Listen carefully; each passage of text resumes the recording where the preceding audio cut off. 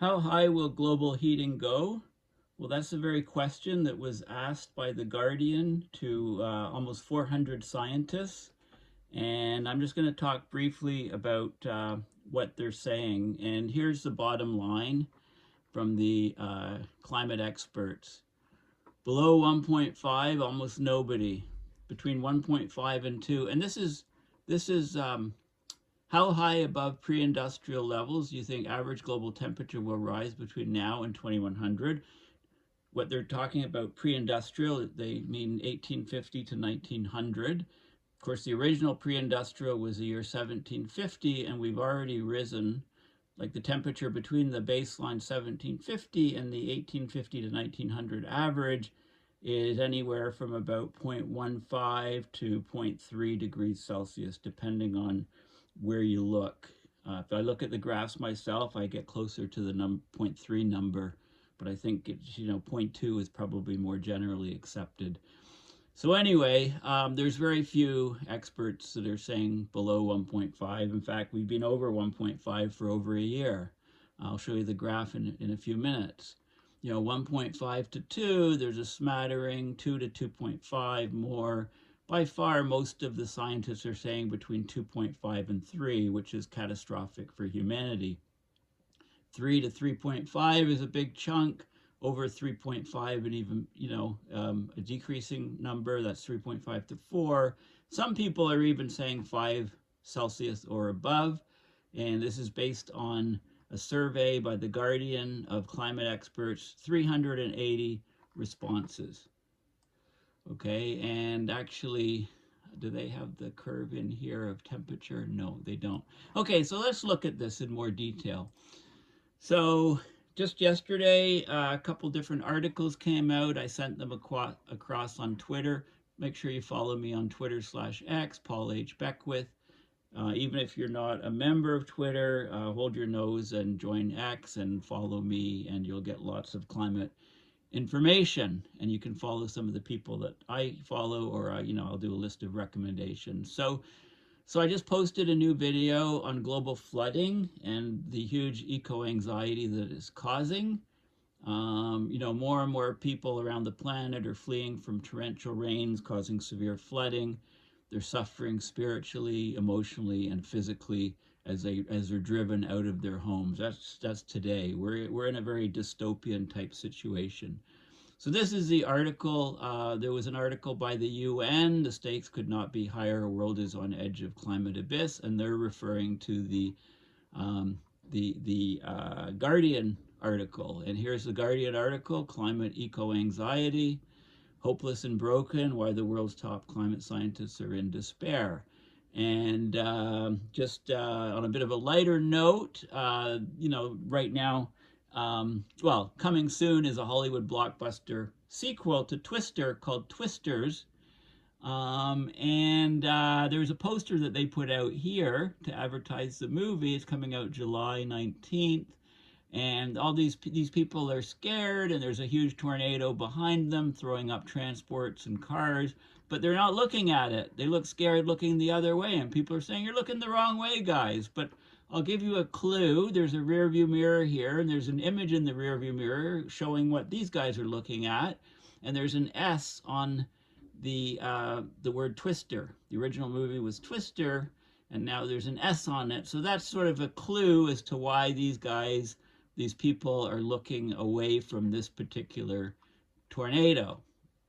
Okay, in other news, Trump met with oil company CEOs, and he asked them to donate $1 billion to his campaign. And he says that in return, he will basically kill any progress that the U.S. has made on climate change.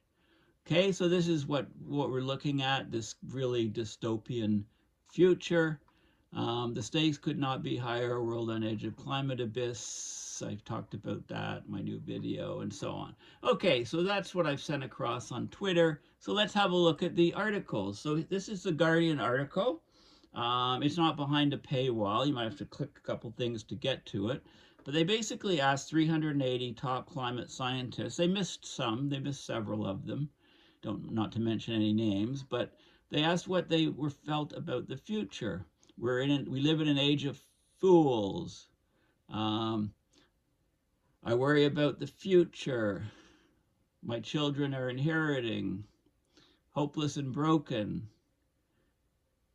Right? We live in the age of fools and so on. So they're terrified, but they're determined to keep fighting. Here's what they said. Now, I like what Catherine Hayhoe said. She said, let's do the same survey of politicians and city governments and people in positions of power, lawmakers, people in the Senate and Congress in the U.S., politicians. Let's have them let's have a survey with them, and I think we'll see everything's fine, no problem, you know. Right? I think that's what they would say because they're acting as if that's the case. Sometimes it's almost impossible not to feel hopeless and broken.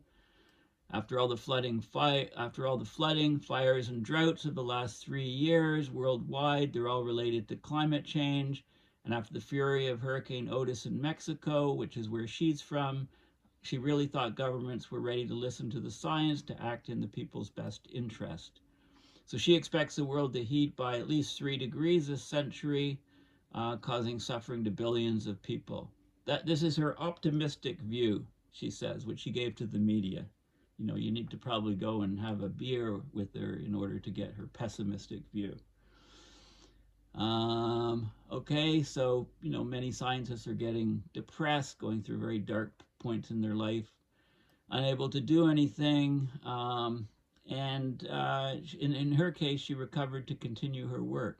She says, we keep doing it because we have to do it. So the powerful cannot say that they didn't know. We know what we're talking about. They can say they don't care, but they can't say they don't know. So that's perfect. She lives on the Yucatan, right? You've probably heard of the Yucatan in terms of a little rock that hit that region and disrupted the lives of all the dinosaurs on the planet, except for the ones that fly. Well, they reached 47 Celsius last year. At night, it only went to 38, which is higher than your body temperature, which is core body temperature is 37. Right? So basically, very hard to live. Infuriating, distressing, overwhelming. This Guardian survey of 380 of the world's leading climate experts found that 77% of respondents say global temperatures will reach at least 2.5 above pre-industrial levels.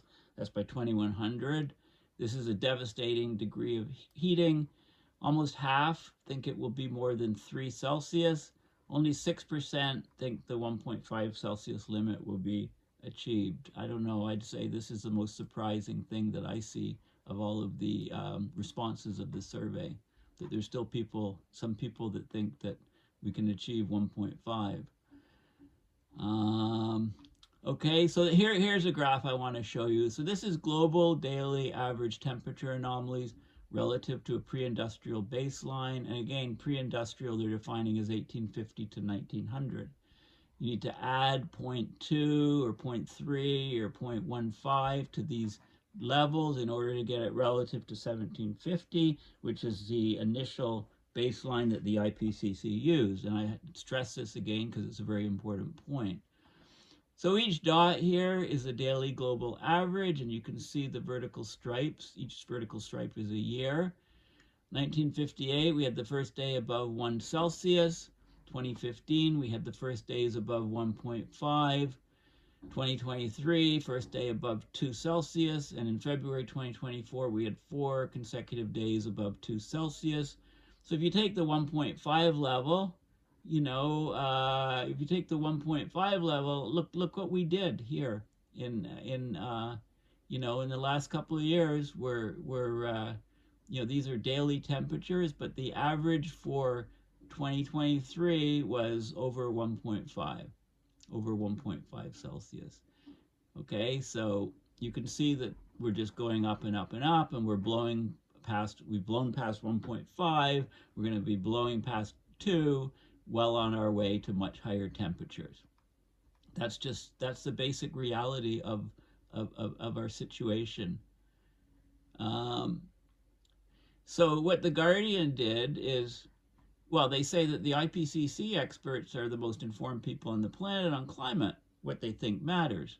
The Guardian contacted every available lead author or review editor of all IPCC reports in 2018, and 380, almost half, responded. This is a very high response rate for people that know how, about surveys.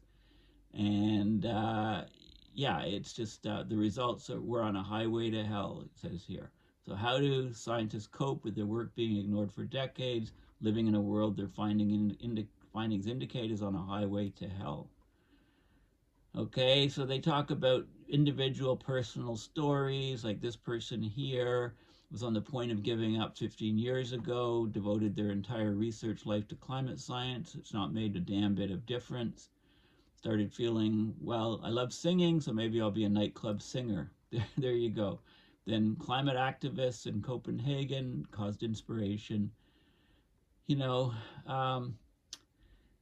The big difference with the most recent IPCC report was that all the scientists I worked with were incredibly frustrated. Everyone was at the end of their rope asking, what the fuck do we have to do to get enough people to know how bad this really is?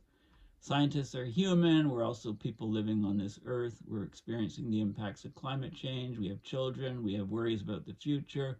Do all the science, put a good report together, and it makes no difference whatsoever on policy.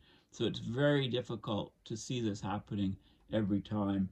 I've talked about climate anxiety, and in fact, even in the last video, I talked about it. The biggest climate anxiety to people, at least scientists, is it's not what's happening with the climate. That's bad enough, but it's that the governments and politicians and executives of companies are just totally ignoring these ever worsening climate findings. That's causing the largest stress, right? 1.5C is basically a political game. It's game over. It's finished. We've been over 1.5 for an entire year. Every degree, fractions of a degree matter. Every tenth of a degree means 140 million more people suffering in dangerous heat. Okay, and these targets are condemning us to a climate-ravaged Earth in the near-term future. So there's loads and loads of stuff. There's calls for humanity needs to come together to cooperate, and the problem, of course, the London School of Economics, the calculus of decision makers in the Anglosphere, US, Canada, UK, Australia, also Russia, and the major fossil fuel producers in the Middle East is driving us into a world in which the vulnerable will suffer while the well-heeled will hope to stay safe above the waterline, even with the cataclysmic 3.5 Celsius rise.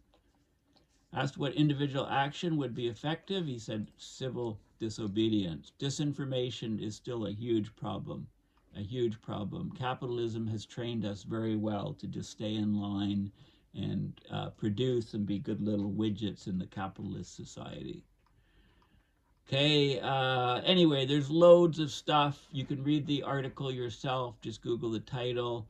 In The Guardian, it just came out yesterday, Wednesday. Well, this is Wednesday, May 10th. Yeah, just yesterday.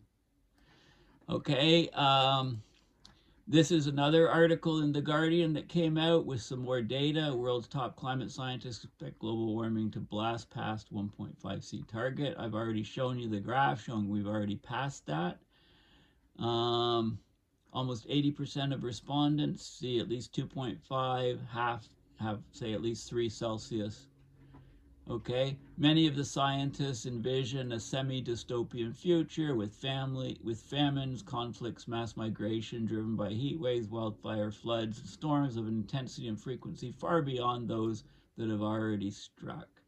Numerous experts say they have been feeling helpless, hopeless, infuriated, and scared by the failure of governments to act despite the clear scientific evidence provided. I think it's time to take the government leaders and throw them all in prisons, at this stage. I mean, they're imperiling everybody on this planet. So how high will global heating go? That's the question. How high above pre-industrial levels? I've already talked about, that's talking about 1850 to 1900, not 1750, where you need to add 0.2 or 0.3.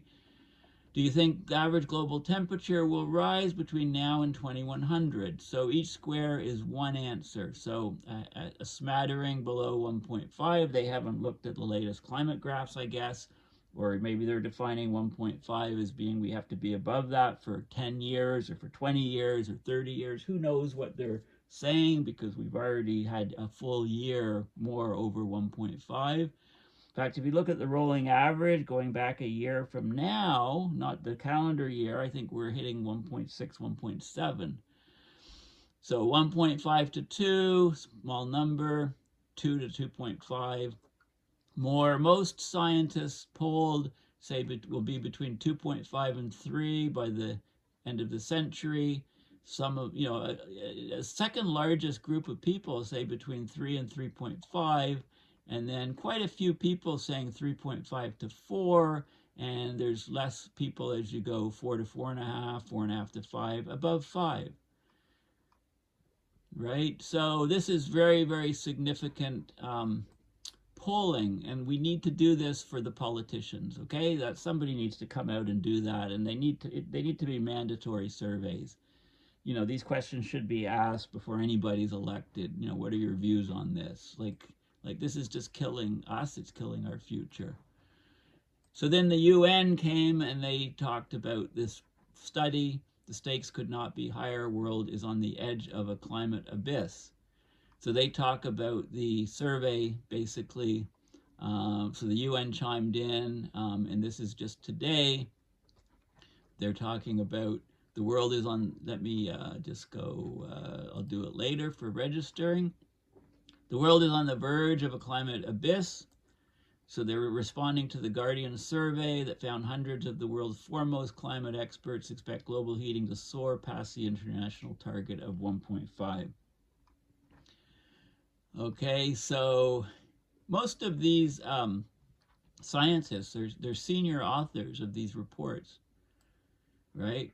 So 80% expected a rise of at least 2.5 above pre-industrial. Only 6% thought it would stay within a 1.5 Celsius limit. Many expressed their personal anguish at the lack of climate action. Okay, so Antonio Guterres, the UN Secretary General, says the goal of limiting global warming to 1.5 is hanging by a thread. Well, that thread is broken, over a year and a half, 2 years ago. Right? I can't believe, I can't believe he's even talking this way. The battle to keep 1.5 alive will be won and lost in the 2020s. Well, it's lost already. Let's just ask them, what does 1.5 mean? A whole year over 1.5, you can still say this statement? Okay, but what are you basing that on? Are you saying that we have to go over 1.5 for a decade, for 2 decades, 3 decades? What do you mean? Because this is a nonsensical statement, right? As much as I like the guy and what he's doing, it's a nonsensical statement. This is a UN chief who oversaw Paris 2015. When they adopted the 1.5 goal, Christiana Figueres, she said, these climate scientists are doing their job. They're telling us where we are, and now it's up to the rest of us to decide what this moment requires of us and to turn to the seemingly impossible into the new normal. So basically, we've seen what the world's done, and nothing, and it's business as usual, and fossil fuel production is at record high levels in the U.S., in spite of Biden and what he's trying to do on climate, and the guy who's almost a favorite to get in as the next president will kill everything to do with climate change and say, oh, climate change is a hoax. This is a very, very dystopian world that we're in. We don't need Hollywood blockbuster movies to show how dystopian it is. And so they get different interviews from various people. Nicholas Stern, the Stern Report, remember a few years ago? He says about The Guardian, the Guardian's results are a message from scientists that they lack confidence in our world leaders to take the necessary action to avert climate catastrophe. It's not too late for political leaders to act, but the scale and pace of change must be large and rapid. So That's what he's saying. You know. Okay.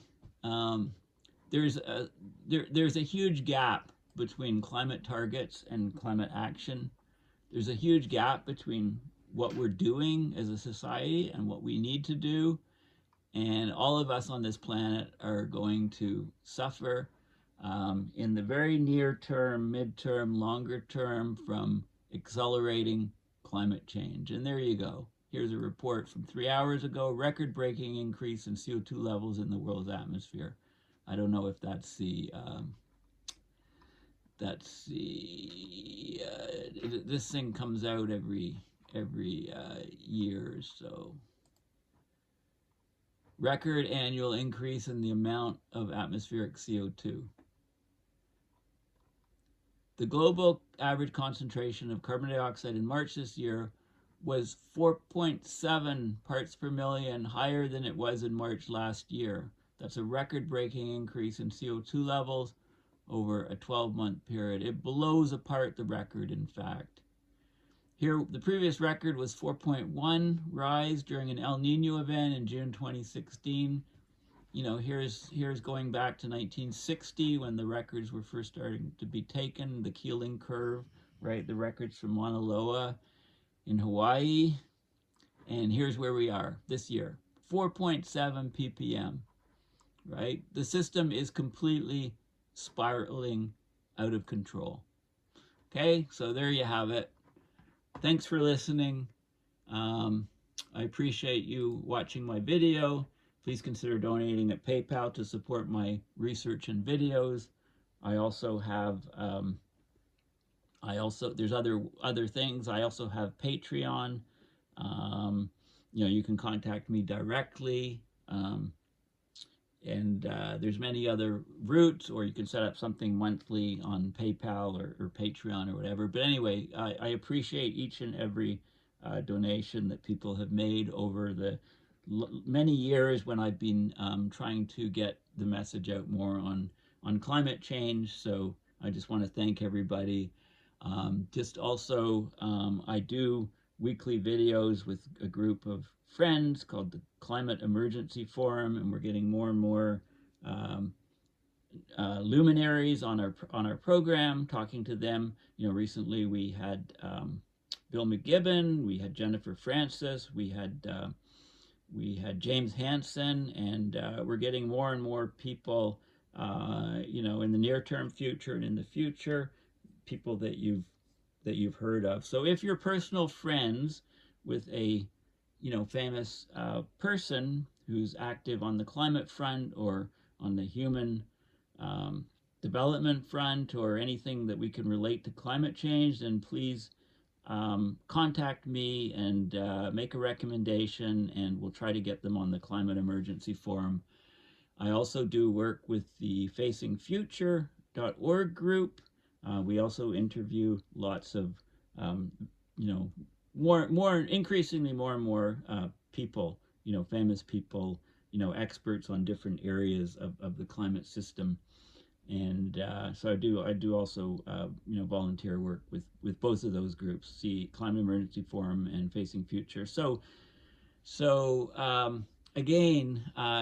basically, yeah, any donations that you can make to me help all of my efforts, not just on this channel, but doing my work with other groups as well. And I've had more and more people talking to me about, working on a book, on a novel, and maybe something, I'd call it maybe something, My Life in Climate or something.